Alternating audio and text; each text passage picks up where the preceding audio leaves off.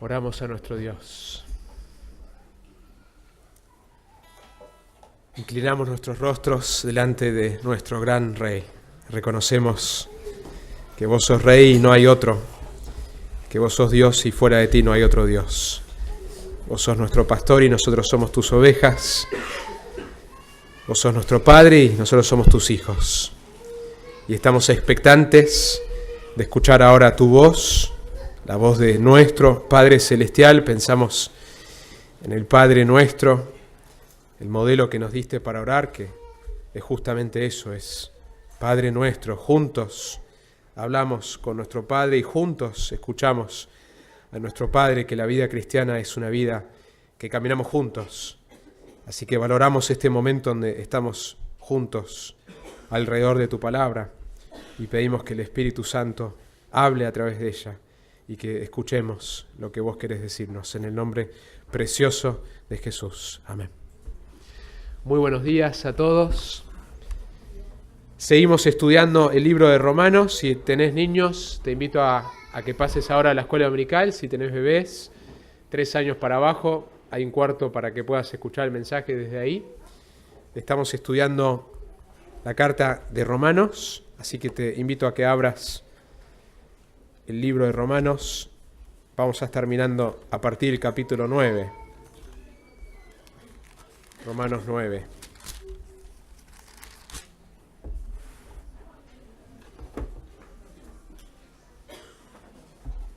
Estaba charlando con una persona y me preguntaba qué iba a predicar, y le dije, voy a predicar Romanos 9, 10 y 11 en un solo sermón. Y me preguntó, ¿por qué? ¿Por qué tratar de hacer tantos capítulos en un sermón? Yo mismo me preguntaba eso cuando terminaba el sermón. Es una de las secciones de mayor complejidad teológica de Romanos, una de las secciones de mayor desafío interpretativo. Y lo que hemos hecho hasta ahora es tomar secciones de Romanos. Hemos hecho una miniserie del libro de Romanos y he elegido normalmente un pasaje dentro de una sección. Hoy quiero intentar abarcar los 3 capítulos. Total tenemos hasta las 3, ¿no? Estamos acá hasta las 3 de la tarde. Más o menos, no hay apuro. No, la idea es en 50 minutos tratar de mirar panorámicamente estos 3 capítulos, porque van juntos. Vamos a ver cómo están conectados. Si mirás conmigo el capítulo 9, cada capítulo arranca hablando algo de Israel y termina hablando algo de Israel. Entonces en el capítulo 1, cuando Pablo describe su dolor acerca de sus hermanos, sus compatriotas, los israelitas, menciona el versículo 4. Y al final del capítulo 9 menciona en los últimos versículos, versículo 31, pero Israel, que iba tras una ley de justicia, no alcanzó esa ley. ¿Por qué? Porque no iban tras ella por fe, sino como por obras. Después el capítulo 10 también arranca hablando de Israel. Hermanos, el deseo de mi corazón y mi oración a Dios por ellos, por los israelitas, es para su salvación. Y termina el capítulo 10 diciendo, pero en cuanto a Israel, contrastándolo con los gentiles, dice, todo el día he extendido mis manos a un pueblo desobediente y rebelde. El capítulo 11 arranca, digo entonces, ¿acaso ha desechado Dios a su pueblo, específicamente la nación de Israel? De ningún modo, porque yo también soy israelita. Nuevamente arranca hablando de Israel.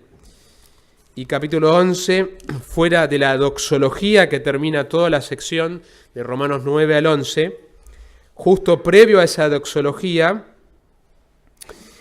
describe también en los últimos versículos del 25 al 32 el endurecimiento parcial y temporal de Israel. Entonces, estos capítulos quería que los veamos juntos porque Pablo tiene algo para explicar que se entiende mejor si miramos el conjunto de estos 3 capítulos. Se cuenta que en la iglesia de John Piper, él estaba predicando el capítulo 11 de Romanos, Y fue justo el año que salió la película. ¿Recuerdan la película de La Pasión? Cuando salió en el 2004, si no me equivoco, con Mel Gibson. Y esa película recibió mucha oposición en cuanto a la comunidad judía por cómo la película representaba a los judíos en la película. En realidad la película simplemente estaba representando el relato bíblico. Pero en esa semana, justo la semana que el autor John Piper predicaba sobre Romanos 11, llegó un email de un líder judío que le escribió al liderazgo religioso de la ciudad y dijo lo siguiente: es con este sentido de respeto y necesidad para el diálogo que levantamos nuestras preocupaciones acerca de la película con ustedes. Estamos bastante preocupados de los efectos potenciales de esta película, de las cosas que podría abrir nuevamente, no solamente entre judíos y cristianos, sino también entre cristianos de distintos puntos de vista. Es un judío que está escribiendo, un líder judío religioso, escribiendo preocupado por esta película y escribiendo al liderazgo religioso de esta ciudad, en Minneapolis. Y el hombre sigue, dice: nuestro mundo ha sido tan polarizado en los últimos años que creemos que esta película promueve esa polarización. Después de ver la película estamos profundamente preocupados en la manera en que los judíos son mostrados. Ningún grupo racial, ni religioso, ni étnico le gusta ser descrito como un estereotipo. La película muestra a los judíos que no siguieron a Jesús como hambrientos de sangre, una multitud demandando la crucifixión de Jesús sin ceder en su deseo de su muerte. Por casi 2000 años, dice este email que le escribió a John Piper, la semana previa a la Pascua ha sido un tiempo de que a veces ocurre la peor violencia hacia los judíos. Frecuentemente porque en las obras de la pasión de Cristo se anima una interpretación que culpa a los judíos colectivamente por la muerte de Jesús. Y también es un recordatorio que los judíos no aceptan a Jesús. En las últimas décadas, la Iglesia Católica y otras denominaciones cristianas han reconocido que el cargo de la muerte de Dios y la descripción de los judíos en las obras de pasión ha llevado a la muerte, expulsión y trato horrible de los judíos. Y el email termina de esta manera: esperamos que usted, pastor, y su congregación vean la película, hablen de la película y puedan darse cuenta de la perspectiva judía y darse cuenta de nuestras preocupaciones y de la sinceridad de nuestras oraciones para la paz y el entendimiento. Estamos pidiendo al liderazgo cristiano que discutan estas perspectivas a medida que ellos luchan con esta película controversial.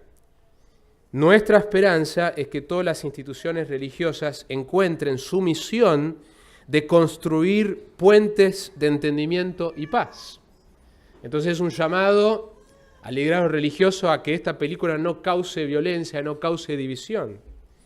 Y por supuesto que ese aspecto es entendible, de que nosotros, el cristianismo, a diferencia de lo que ocurrió con las cruzadas, no es una religión que debería promover la violencia. Pero él respondió de la siguiente manera, en el sermón que estaba predicando sobre Romanos 11, dice: mi preocupación acá, dice John Piper, es que la construcción de ese puente de entendimiento y paz que vemos en Romanos 11 entre los judíos de nuestra ciudad y los cristianos, que la única manera que ese puente puede ocurrir es a través de una explicación y una invitación de judíos y gentiles en creer en el único Redentor Jesucristo, el Cristo, el Mesías judío, y ser salvos de la ira de Dios. Entonces la respuesta es que no hay otro camino, la única manera es mostrar que el camino a la paz y el puente a la paz es a través de predicar justamente el Mesías que ellos han rechazado. Invitarles a que experimenten paz con Dios y con nosotros a través de creer en Jesús como Mesías. Así que este es un tema relevante porque nos ayuda a entender dónde encajamos nosotros, qué pasó con el pueblo judío ¿Hay un propósito futuro o no para el pueblo judío? ¿Cuál es la distinción hoy entre el judío y el no judío? Y yo quisiera también, además de esto que vemos que está en el pasaje, mirar el tema que también resalta en medio de hablar de Israel, que es el tema de la soberanía de Dios y la responsabilidad del ser humano. La soberanía de Dios y la responsabilidad del ser humano. Y quiero resaltar, intentar hacer algo, creo que quizás es la primera vez en la historia de la iglesia que alguien intenta predicar Romanos 9, 10 y 11 en un sermón. No lo sé eso, pero vamos a ver cómo nos va. Quiero resaltar 3 cosas, un punto por capítulo, ¿sí? Un punto por capítulo. Entonces, primero, Dios ha elegido a algunos incondicionalmente para salvación. Romanos 9. Dios ha elegido a algunos incondicionalmente para salvación. Romanos 9 es uno de los capítulos más controversiales, en parte porque hay dificultades interpretativas, pero gran parte tiene que ver con nuestro rechazo, que lo que está en Romanos 9, nuestra naturaleza, en nuestro razonamiento va a ser rechazar o tratar de esquivar lo que Dios ha revelado.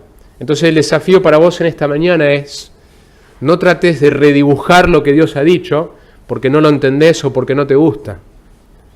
Primera de Corintios nos dice que el Espíritu Santo, la obra del Espíritu Santo de ayudarnos en la iluminación, tiene que ver con ayudarnos a aceptar lo que Dios ha revelado.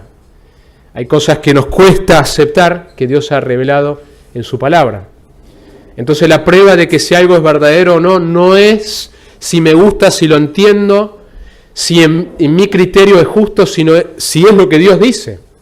Así que ese es el desafío para vos a medida que escuchás la palabra de Dios, es evaluar lo que yo digo a la luz de si esto es fiel al texto bíblico, no si encaja con lo que a mí me parece o lo que tiene sentido en mi razonamiento. Entonces, primero, Dios ha elegido a algunos incondicionalmente para la salvación. Los primeros 5 versículos, los que estuvieron esta mañana, Emi nos estuvo compartiendo algo de esto, donde Pablo arranca hablando de su gran dolor por sus compatriotas judíos que han rechazado el Evangelio, que han rechazado el Mesías. Digo la verdad en Cristo, no miento, dándome testimonio mi conciencia en el Espíritu Santo. Es como si lo estuviera afirmando con mucha claridad de que esto es así, de que tengo gran tristeza y continuo dolor en mi corazón, porque desearía yo mismo ser anatema. Yo no creo que yo pueda decir eso con respecto a mis familiares y amigos sin Cristo, pero él deseaba, si fuera posible, él estar separado de Dios, a cambio de que ellos se salvan. Tal era su compasión. Separado de Cristo por amor a mis hermanos, mis parientes, según la carne. Y describe en el versículo 4 y 5 todas las bendiciones que había llegado a la nación de Israel. Pablo tenía compasión por los suyos. Nosotros también debemos imitar esta compasión. Debemos mirar este pasaje donde habla del continuo dolor y que la vida cristiana es una vida donde debería y puede haber gozo y paz, pero también es una vida que debe haber dolor. No podemos ser indistintos, no podemos ser indiferentes a la realidad, no solamente la realidad temporal del dolor de esta tierra, pero mucho más la realidad eterna de personas sin Cristo. Una de las maneras que creo que crecemos en una compasión genuina hacia personas que nos rodean, que no tienen a Cristo, es tener primero una cercanía al Señor, porque si yo no estoy teniendo una cercanía al Señor, no estoy viendo las cosas desde su perspectiva. Segundo, tener una claridad en cuanto al Evangelio.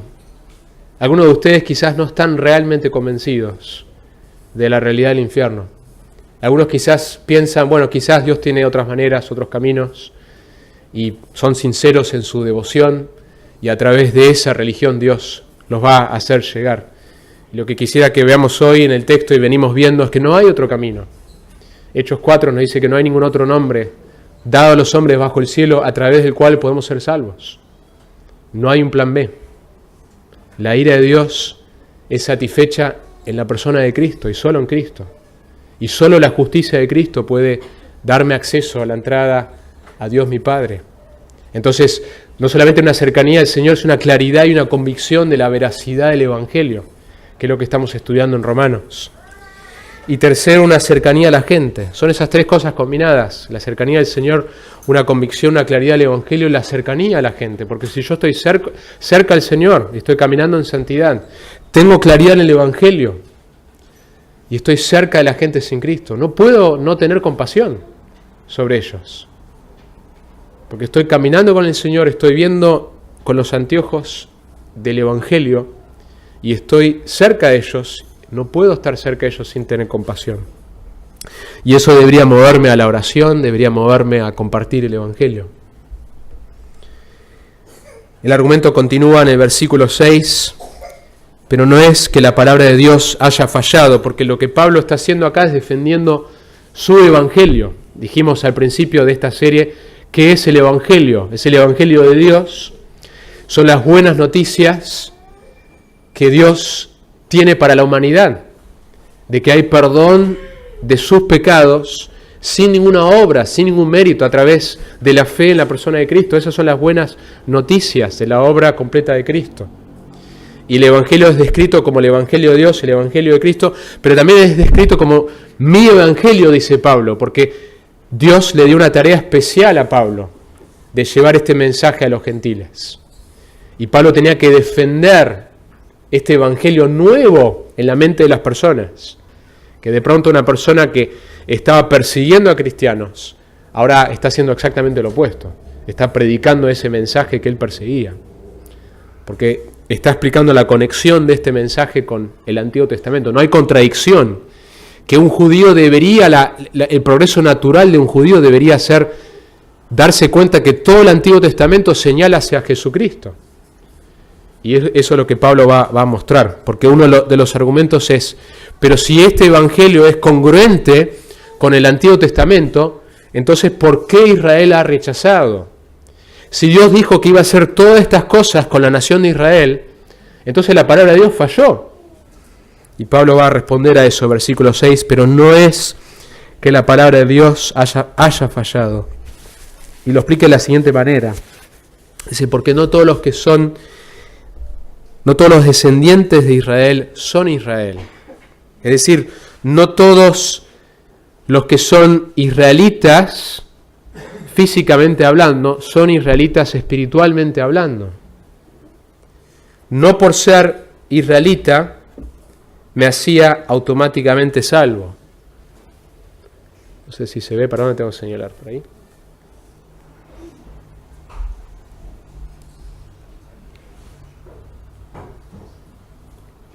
A ver, Quique, si me ayudas a arrancarlo. No, pero es para la computadora esto. ¿Lo prendo? Ahora está prendido.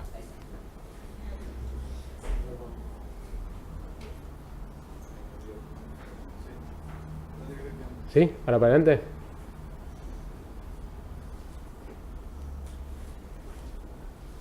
Toma, manejalo vos.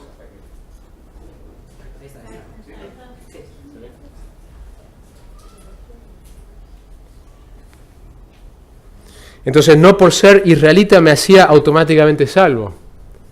Que era la confusión de los israelitas, que pensaban que por ya haber nacido judío, entonces ya eran salvos. Porque Dios había hecho promesas con el pueblo de Israel. De la misma manera que una persona puede pensar, porque yo nací en un contexto católico, nací en una cultura supuestamente cristiana, soy cristiano. O aún nací en una familia evangélica, soy cristiano. No por haber nacido de una raza o de un grupo religioso automáticamente me hacía salvo. No por ser israelita me hacía salvo. Y lo que él va a argumentar es que el hecho de que Israel haya rechazado al Mesías no significa que Dios haya terminado con Israel. Lo va a ir argumentando a través de estos 3 capítulos. Y tampoco significa que la palabra de Dios falló. No todos los que pertenecen a Israel en un sentido físico pertenecen a Israel en un sentido espiritual. Cuando Continúa entonces, dice, ni son todos hijos por ser descendientes de Abraham, sino que por Isaac será llamada tu descendencia. Esto es, no son los hijos de la carne los que son hijos de Dios, sino que los hijos de la promesa son considerados como descendientes. Y va a usar la historia de Isaac, la historia de Jacob y de Esaú como un ejemplo en el Antiguo Testamento de esta realidad. Un autor dijo que lo que cuenta es la gracia de Dios, no la raza.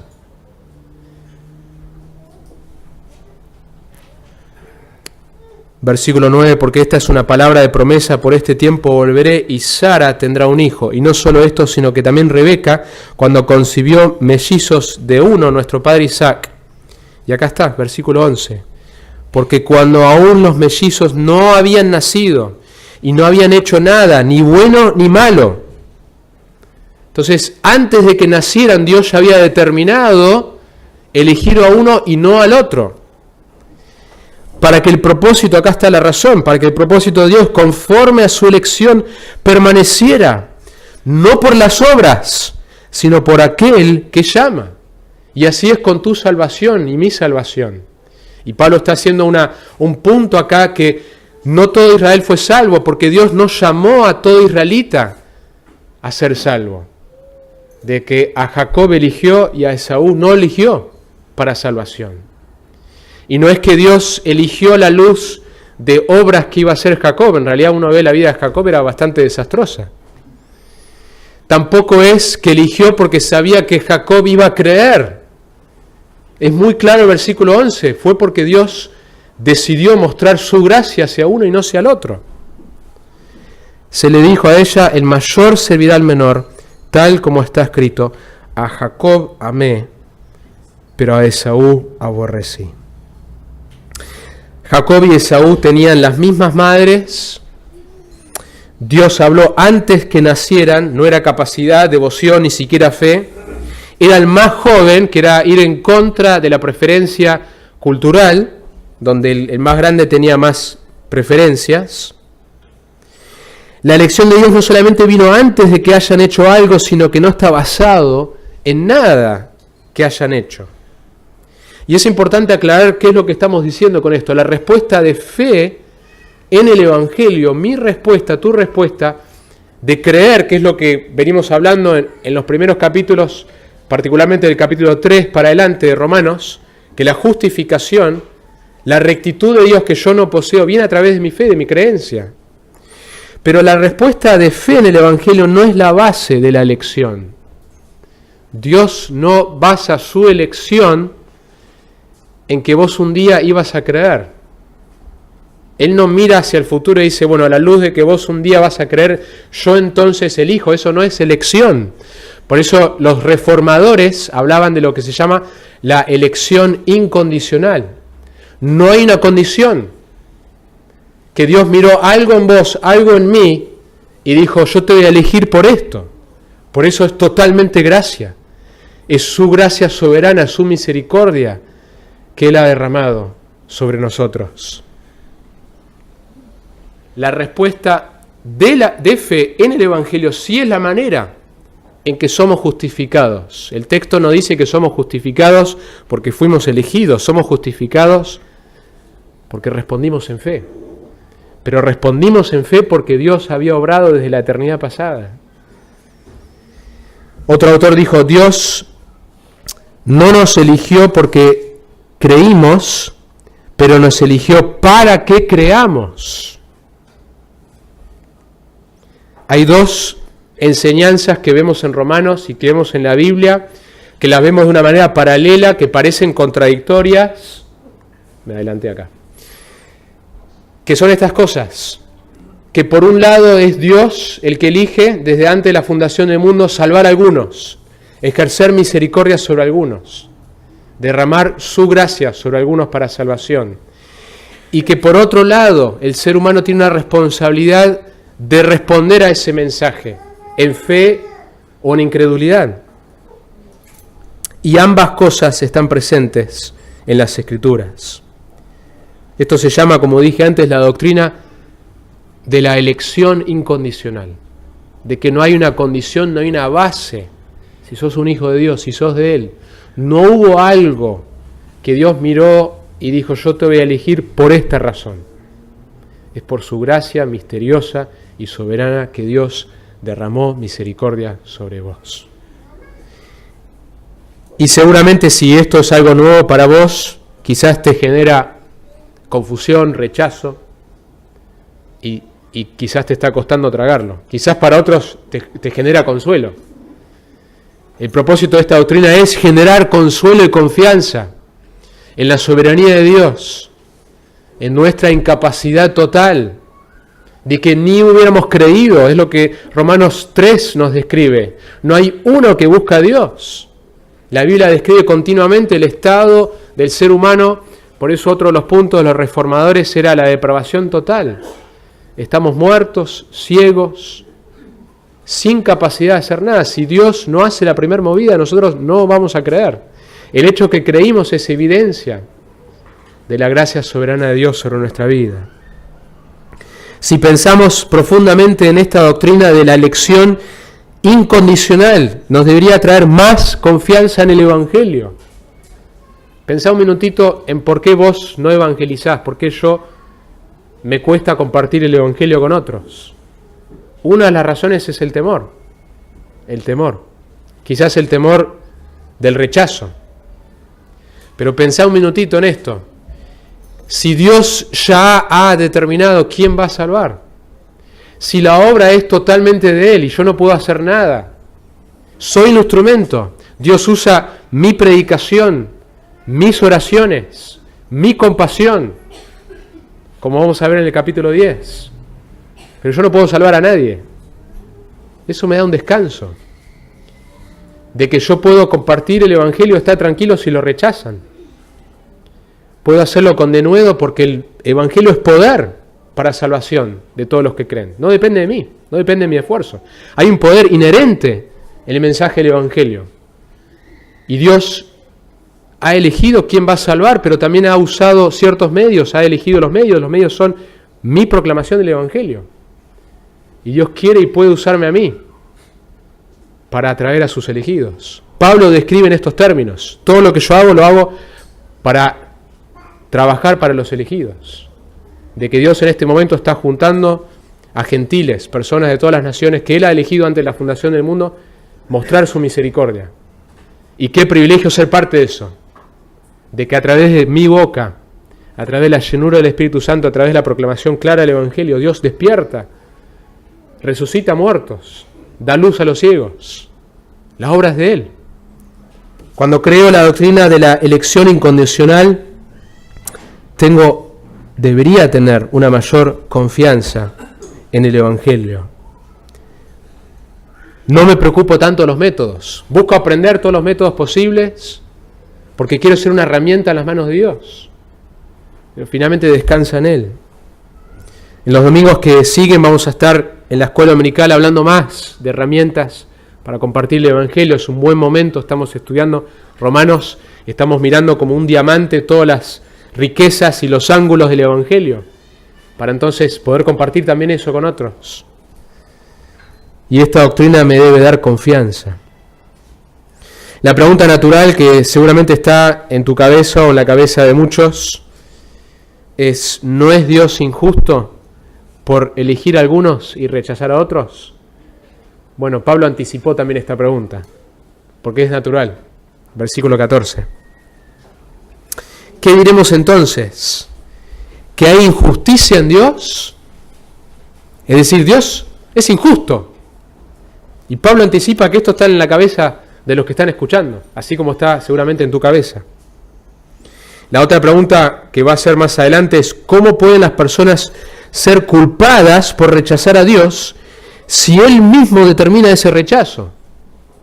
Y lo que Pablo va a hacer no va a minimizar, en realidad la razón de que Dios elige es porque vio esto en esta persona, vio esto en Jacob y por eso eligió a Jacob y no a Esaú. No, todo lo contrario, va a profundizar más, lo va a hacer más difícil el argumento. Entonces no trates de esquivar o minimizar o tratar de explicar en términos humanos lo que Dios ha revelado tan claramente, de que Dios es soberano en ejercer misericordia sobre quien Él ha decidido ejercer misericordia.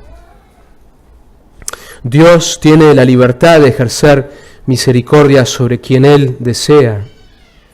Romanos 1 nos habló de que la ira de Dios es presente. En este momento la ira de Dios se está revelando contra el ser humano. ¿Cómo? A través de que Dios dice, vos has rechazado, a través de rechazar la revelación natural en la creación, has rechazado a tu Creador, te entrego a tu pecado.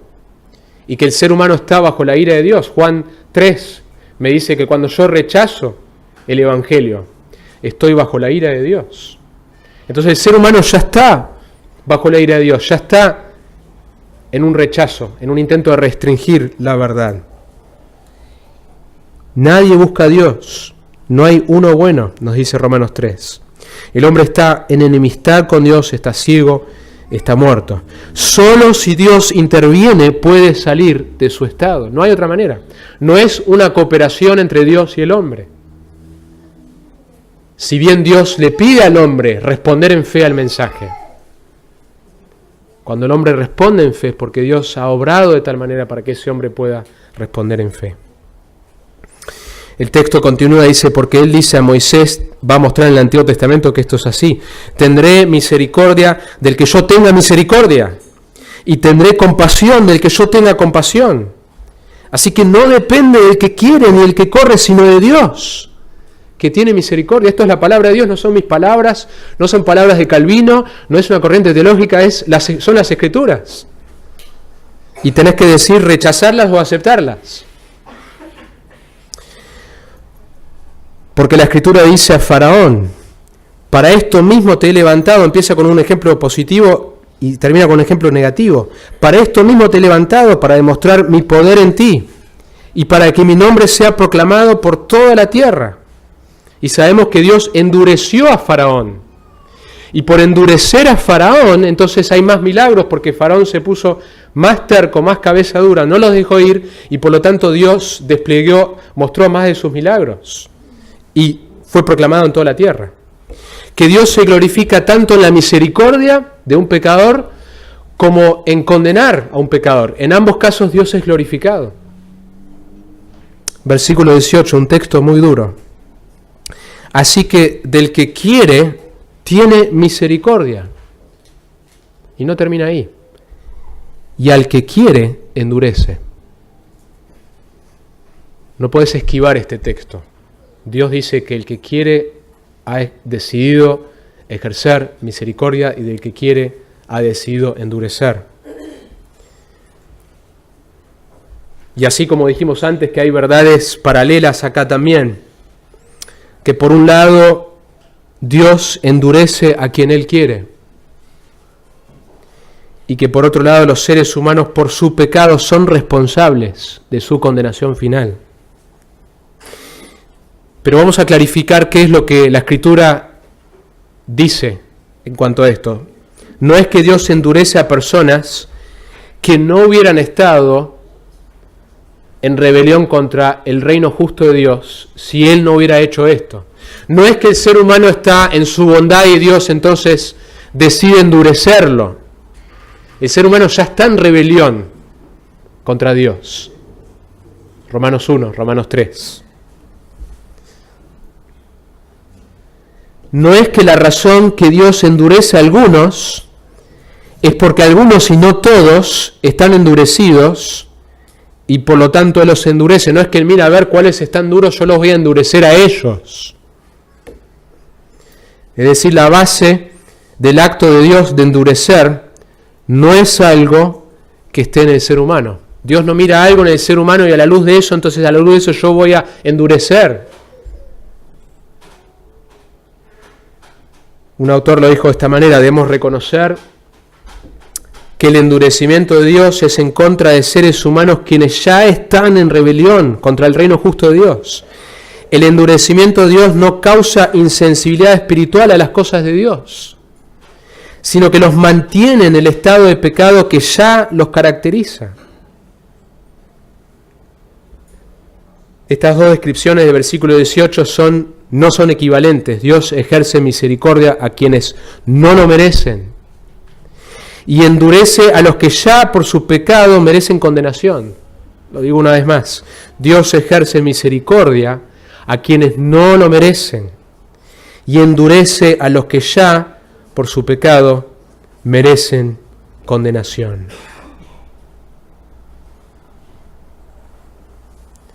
Lo que vemos continuamente en las Escrituras también es que la condenación del ser humano viene no por la obra de Dios de endurecer, sino la razón es el rechazo del ser humano de Dios y el rechazo de su mensaje. Y lo que este pasaje nos está mostrando es que Dios es totalmente soberano, tanto en la elección, el ejercer misericordia sobre algunos, como el endurecer al resto. Y a la vez el hombre está totalmente responsable, es totalmente responsable por su pecado, por rechazar su Creador y rechazar el Evangelio. La segunda pregunta la hace en el versículo 19, que esencialmente es cómo pueden las personas ser culpables por rechazar a Dios si Él mismo determina ese rechazo. Versículo 19. Me dirás entonces, ¿por qué pues todavía reprocha a Dios? Porque ¿quién resiste a su voluntad? Está anticipando lo que vos estás luchando. La Escritura tiene la capacidad de saber lo que nosotros ya luchamos en nuestros corazones. Miren la respuesta, no es la respuesta que uno quisiera, uno esperaría, uno espera una respuesta lógica, una respuesta que nos cierre todo, pero miren la respuesta. Al contrario, versículo 20, ¿quién eres tú, oh hombre, que le contestas a Dios? ¿Quién sos? ¿Quién te crees que sos? ¿Dirá acaso el objeto modelado al que lo modela, ¿para qué? Perdón, ¿por qué me hiciste así? Esa es la respuesta que da Pablo. De que Dios es soberano y es libre de ejercer misericordia sobre quien Él ha decidido ejercer misericordia.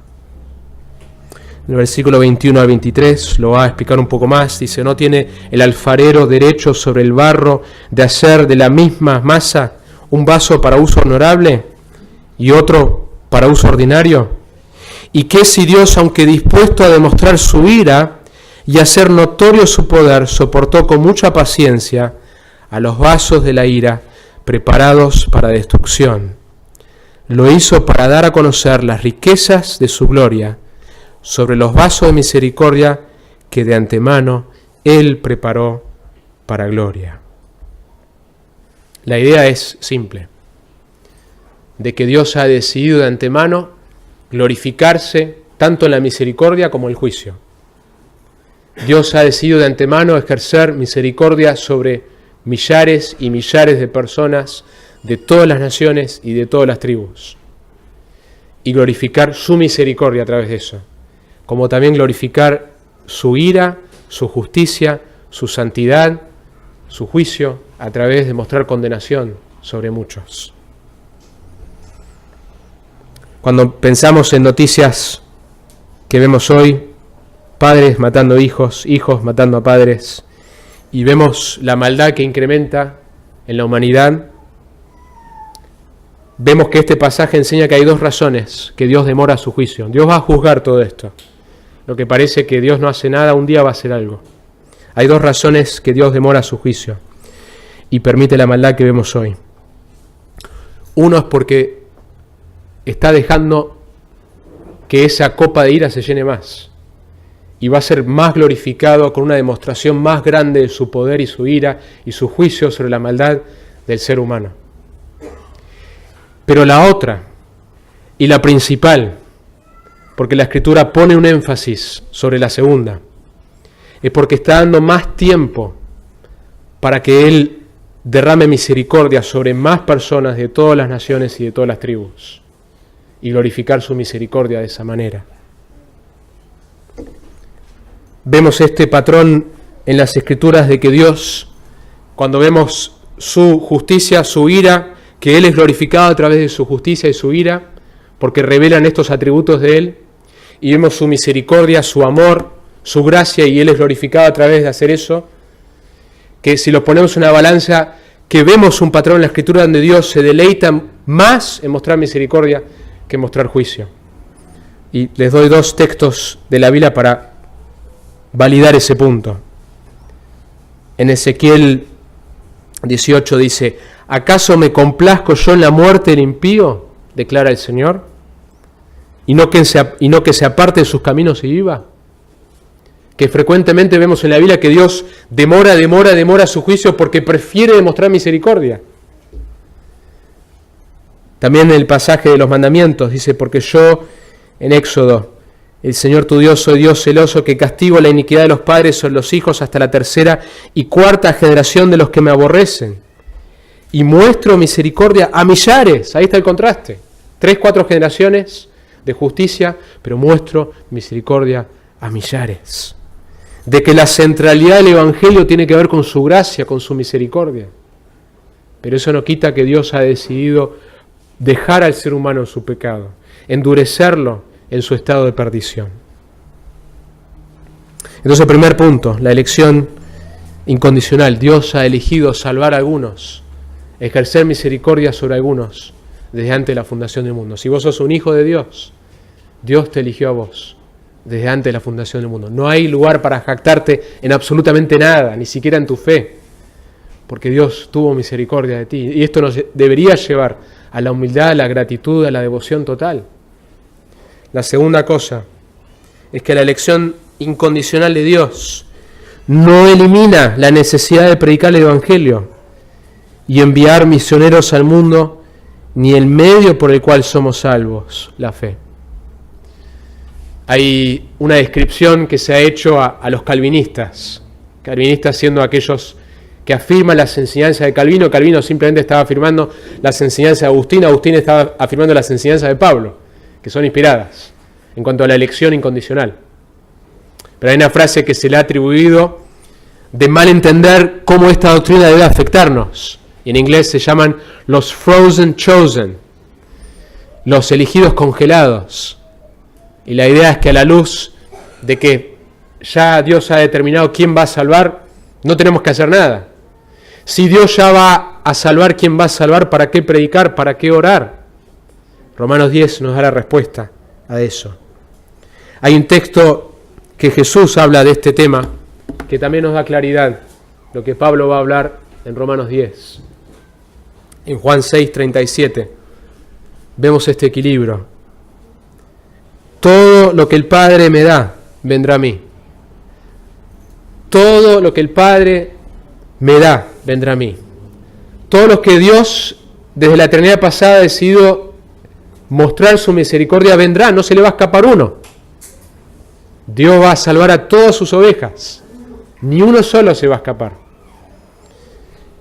Pero miren la segunda parte. Y al que viene a mí, de ningún modo lo echaré fuera.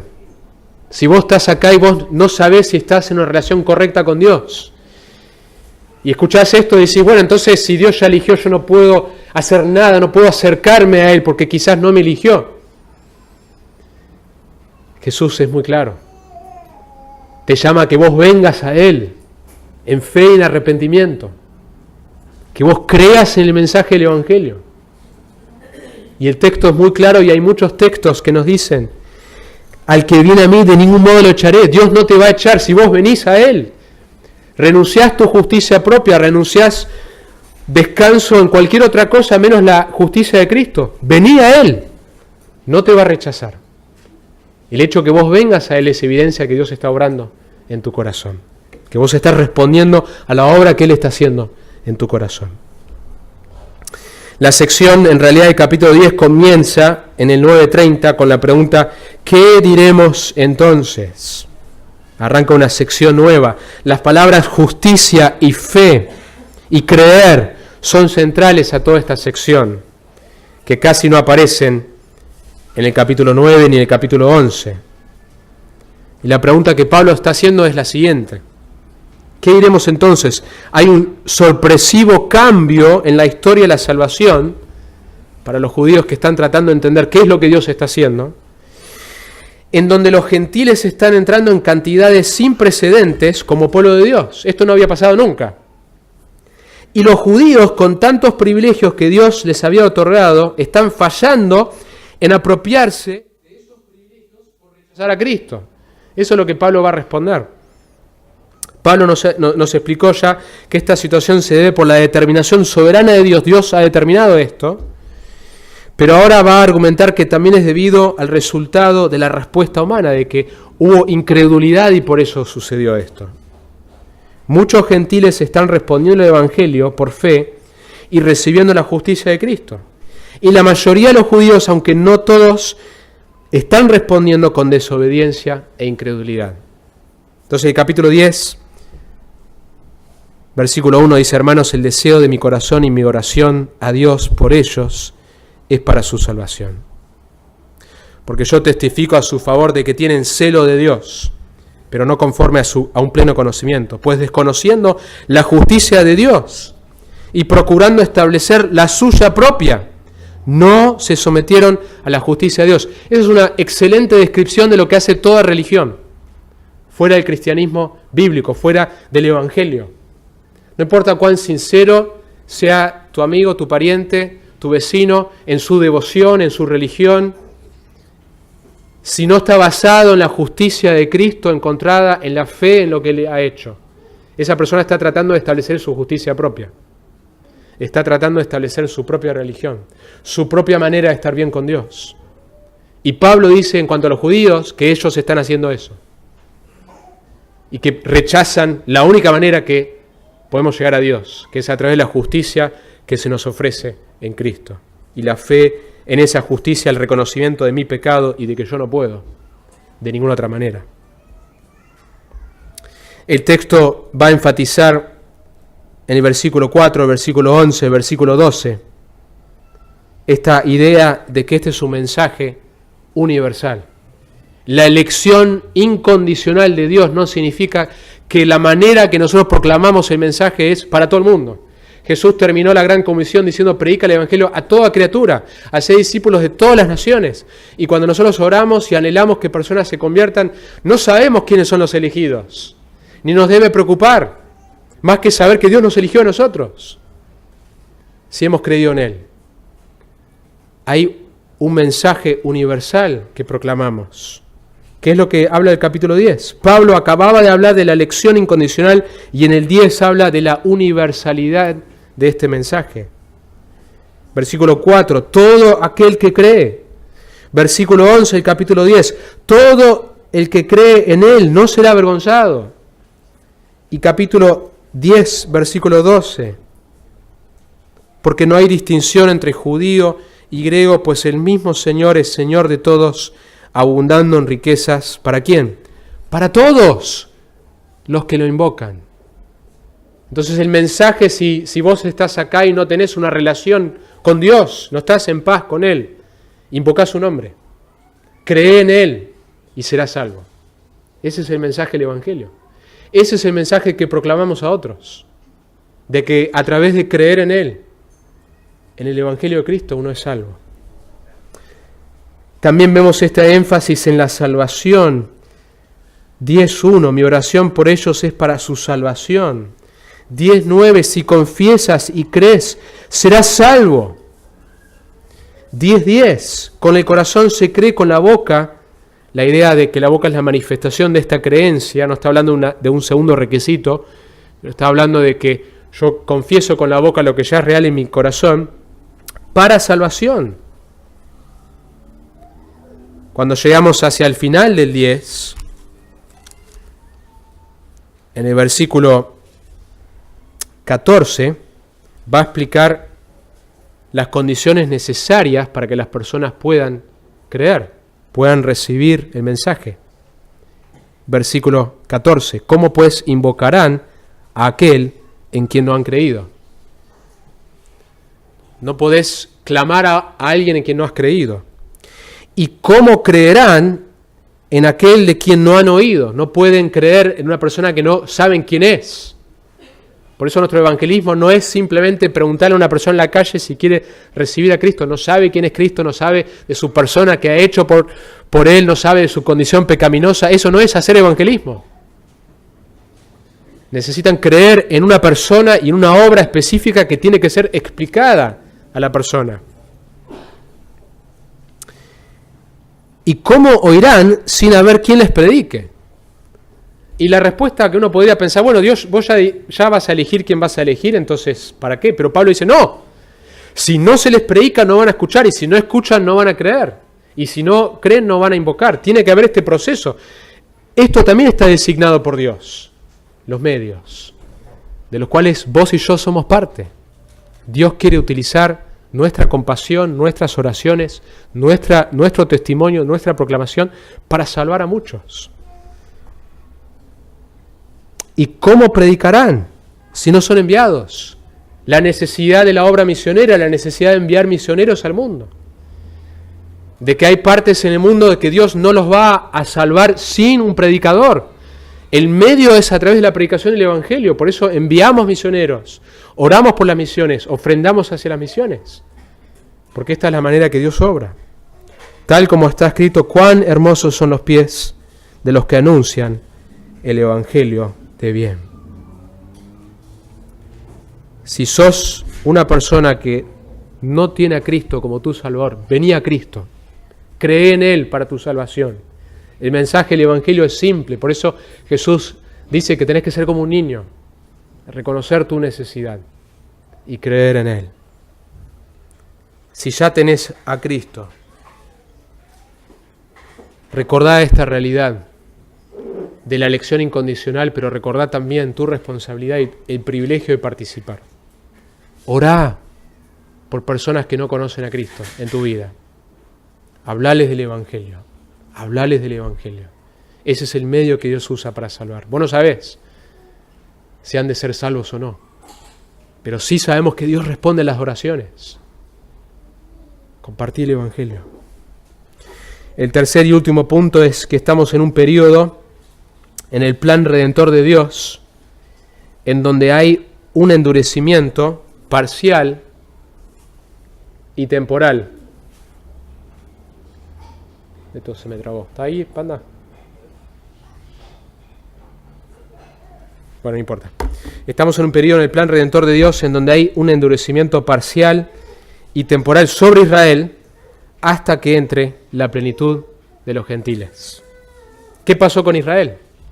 Que fue la pregunta que hizo al principio. Entonces Dios falló porque Dios dijo que iba a hacer todas estas cosas.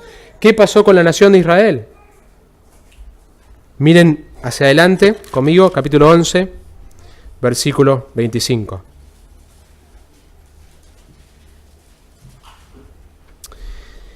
Porque no quiero, hermanos, que ignoréis este misterio. En la Biblia un misterio es algo previamente desconocido. ¿Qué era lo que era previamente desconocido? La expectativa de Israel era que un día Israel iba a ser la capital del mundo, iba a ser el lugar que los gentiles iban a llegar. Gentiles son personas no judías, y adorar bajo Israel al Dios de Israel. Y eso va a suceder un día. Pero la sorpresa es este aspecto de que Israel estaría endurecido mientras entran gentiles. Y Pablo lo que argumenta todo el capítulo 11 es que vos y yo participamos del Evangelio gracias al rechazo de los judíos. Somos parte del Evangelio, como argentinos, como mexicanos, como paraguayos, de otras naciones, porque Israel rechazó el Evangelio. Eso es lo que argumenta. Léelo en tu casa, capítulo 11. Pero quiere aclarar algo. Dice, no quiero que ignoréis este misterio para que no seáis sabios en vuestra propia opinión, que a Israel le ha acontecido un endurecimiento parcial. Dios ha soberanamente decretado que Israel esté endurecido al Evangelio. En el capítulo 10 explicó que esto se debe a la incredulidad y el rechazo de Israel del Evangelio. Pero también es Dios mismo que ha endurecido a Israel. Hasta que haya entrado la plenitud de los gentiles. Y así todo Israel será salvo. Tal como está escrito, el libertador vendrá de Sión, apartará la impiedad de Jacob, y este es mi pacto con ellos cuando yo quite sus pecados. Que los judíos hoy no reconocen a Jesús como su Mesías, ¿es parcial? Porque hay judíos que sí conocen a Jesús como su Mesías. Pablo es un ejemplo, yo mismo soy un judío y conocí a Jesús como el verdadero Mesías. Y es temporal. No siempre va a estar endurecido Israel. Hay un futuro que va a ocurrir cuando todos los gentiles, todos los elegidos de Dios, que Dios ha salvado de distintas naciones, cuando esa plenitud haya entrado, cuando la última persona que Dios ha elegido desde antes de la fundación del mundo haya entrado, entonces va a haber un arrepentimiento nacional de la nación de Israel. Todo Israel será salvo. Es probable y muy posible cuando dice todo Israel, que es una descripción general, cuando la Biblia frecuentemente dice toda la ciudad estaba presente, no necesariamente cada israelita, pero que va a haber una gran cantidad de conversiones en Israel y como nación van a reconocer que Jesús es el Mesías. No dice que quizás serán salvos, van a ser salvos. Hay un pasaje en Zacarías que afirma esto, también dice, y derramaré sobre la casa de David y sobre los habitantes de Jerusalén el espíritu de gracia y de súplica, y me mirarán a mí, a quien han traspasado, y se lamentarán por él, como quien se lamenta por un hijo único, y llorarán por él como se llora por un primogénito. Un día Israel va a reconocer a su Mesías. Y va a ocurrir a través de la fe, como siempre ha sido, donde muchos israelitas van a reconocer a través de la fe que Jesús es el Mesías. Hay varias razones que el versículo 26, algunos han dicho, bueno, esto no es un Israel étnico, no es un Israel literal. Hay varias razones que creo que sí es Israel literalmente, que va a experimentar como nación futura el arrepentimiento y el reconocimiento de su Mesías. La primera razón es que esta palabra Israel se usa 10 veces en esta sección, y todas las veces, salvo una, se está refiriendo a la nación de Israel. Y la única vez donde no se refiere es cuando Pablo dice que no todo Israel es Israel, y se está refiriendo a personas dentro de Israel que son realmente salvas.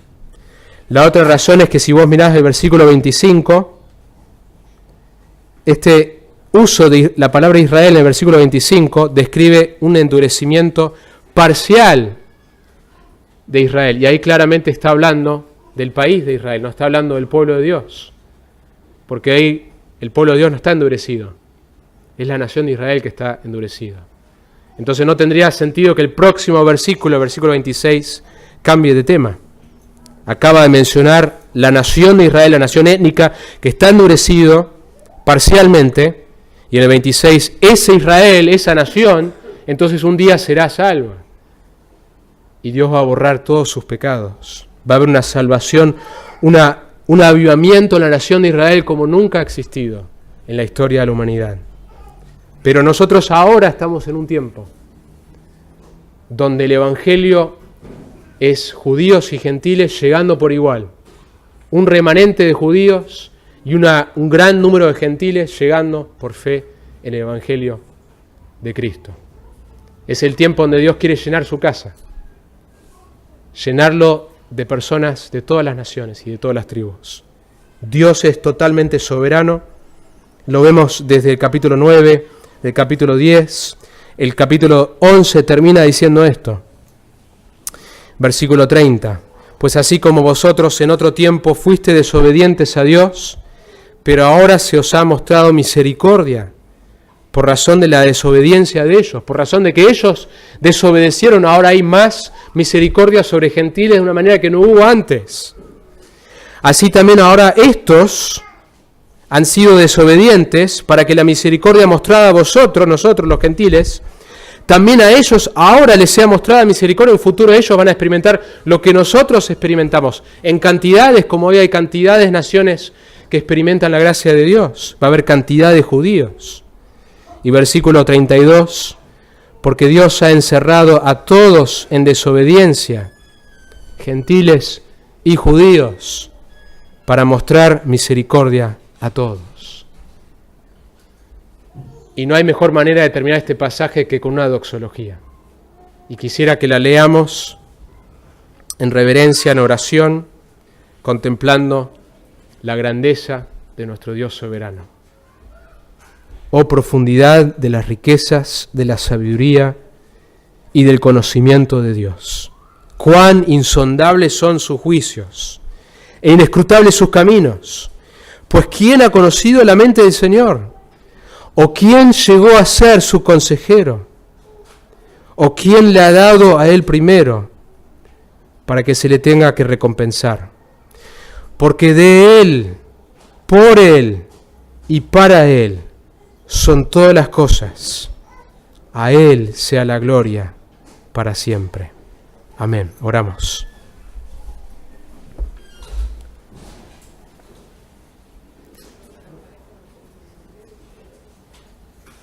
Señor, hemos mirado 3 capítulos en un tiempo muy breve,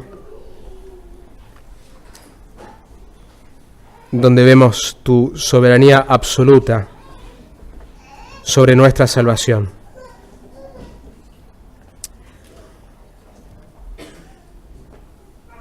Seguramente hay muchos que quizás están luchando con estos conceptos. Yo recuerdo luchar también y tener cierto rechazo. Pero Señor, ayúdanos a aceptar por fe lo que vos has revelado tan claramente en las Escrituras. Y de que esta doctrina no genere en nosotros un corazón de incredulidad, ni de frustración, ni de duda, sino de descanso, de renunciar nuestros intentos de cerrarlo todo en nuestra mente, sino descansar en nuestro Creador, que es soberano, que es bueno, que es misericordioso, que es justo, que es santo, que es lleno de ira. Y estar sumamente agradecido de que nos ha salvado. Y que podamos entonces compartir el Evangelio con más confianza, sabiendo que no depende en absoluto de nosotros. Que podamos vivir más humildemente, sabiendo que ha sido totalmente por gracia que estamos en una relación con vos. Podríamos no estarlo. Y si viene a nuestra mente personas que dudamos de su salvación o que sabemos que no son salvas, Señor, no debe preocuparnos pensar si son elegidos o no, sino debemos recordar de clamar a ti que vos tengas misericordia, Señor, y que los salves, sabiendo que nosotros no podemos hacer nada. Clamamos a un Dios soberano que le complace responder nuestras oraciones, que le complace utilizar nuestra predicación para salvar. Así que descansamos en tu soberanía. No podemos levantar, Señor, a mirar atrás en la espalda de alguien, levantar su camiseta y ver si tiene la letra E de elegido escrito. Solo vos sabés quiénes son los tuyos. Pero sí podemos, como Pablo, Señor, sentir dolor, clamar por otros, predicar, orar, enviar, para que a través de nuestras oraciones, nuestro testimonio, muchos entren en una relación con vos y podamos regocijarnos del privilegio de formar parte de eso. Y podamos responder en obediencia, que nosotros somos el medio, vos has decidido, no un plan B, el plan es a través de la iglesia, a través de nuestro testimonio, darte a conocer. Y te damos gracias que un día vamos a estar observando cómo todo Israel se arrepiente y reconoce su Mesías. Y adoraremos juntos en la eternidad para siempre y para siempre. Te adoramos, Señor, en el nombre de Jesús. Amén.